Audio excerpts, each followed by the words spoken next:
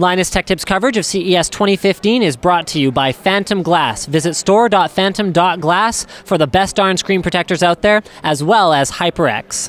So we're hanging out, checking out what HyperX is showing off here at the show, and I've got three things right in front of me. First of all, we've got their Savage DDR3 memory. So the kit that happens to be in here right now is a 16 gig kit of 2400 megahertz memory.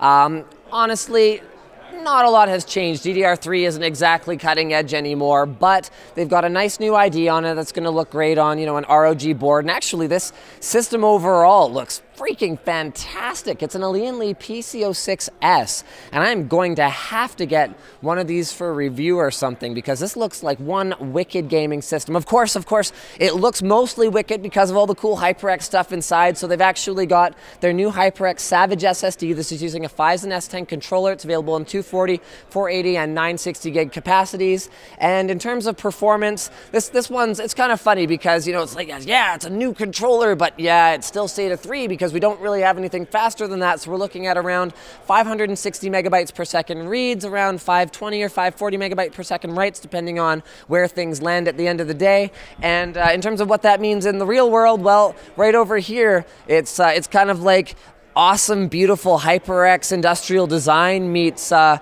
of Kingston marketing.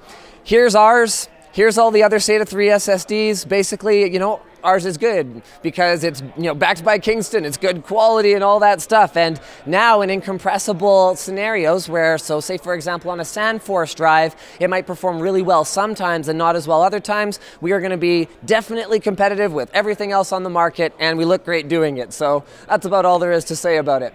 This is a little bit more on the interesting side. This is the new HyperX Predator. This is an M.2 SSD. It's got 4 PCI Express Gen 2 lanes, and this has none of that mundane SATA 3 bottleneck stuff going on. The read speeds on this one is 1.4 gigabytes per second, and writes is 1 gigabyte per second. It's available in the same capacities, so that's 240, 480, and 960 gig, and you can actually install it a number of different ways. In fact, in the system behind me, they've got it installed 2 different ways.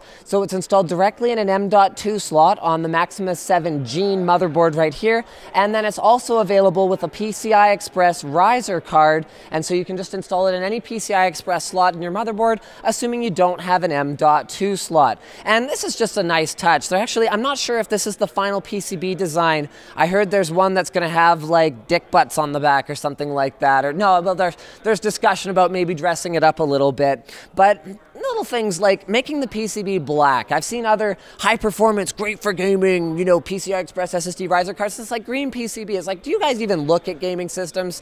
So at least I'll say this. The HyperX team is looking at what gaming systems are supposed to look like and making sure the product performs well and looks good inside. Speaking of stuff that performs well, huge shout out to our primary sponsor for the show. Yeah, I got to throw in that primary just for you guys because they jumped on board earlier than you. Phantom Glass. These guys make great screen protectors. They're made of Gorilla Glass, so they look fantastic on your phone. They feel great to your finger, and they're extremely scratch resistant. They're available at store.phantom.glass. That's linked in the video description. And also a shout out to HyperX. They are sponsoring us here at the show. You guys are going to want to check out their YouTube channel. It's youtube.com/HyperX. We've got it linked in the video description. Huge thanks to those guys for allowing us to be here. And as you see, just because someone sponsored us to be at the show, that doesn't prevent us from having a little bit of fun at their expense when we're covering their products. So I don't know where I was going with that. Mostly I was just making fun of you guys. Don't forget to click that subscribe button so you don't miss any of our CES coverage here at CES 2015.